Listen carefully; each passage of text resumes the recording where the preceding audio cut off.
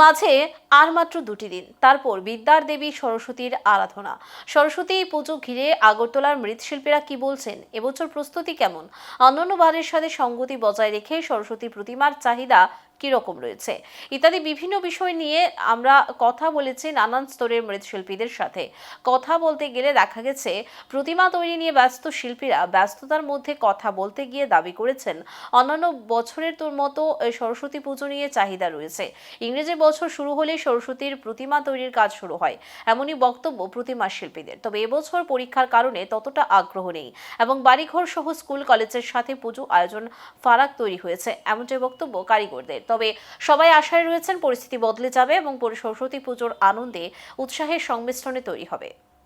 2026 সনের প্রথম শুরুর থেকে স্টার্ট হয় সরস্বতী পুজো দিয়ে। তারপর ধরেন সরস্বতী পুজো অন্যান্য পুজোর তুলনায় সরস্বতী পুজোটা একটু আগরতলায় একটু ঝিমে তালেই হয়। স্কুল কলেজ যা আছে তাগুলো হয়। ওইসব কাস্টমার সবই এসছে যারা যারা প্রতিবার আমার থেকে নেয়। বাড়িঘর ঠাকুরটা একটু কমিয়ে ফেলেছি, কারণ বোঝা যাচ্ছে না কিছু এইবার মার্কেটটা কিরকম যাবে।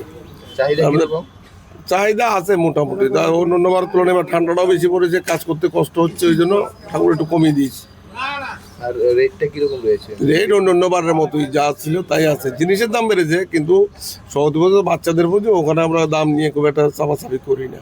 পূজা কি বৃদ্ধি হয়েছে না কমেছে না সেম? পুজো তো প্রতি বছরই বাড়ে, হ্যাঁ, সরস্বতীর ক্ষেত্রে এটা একই আছে।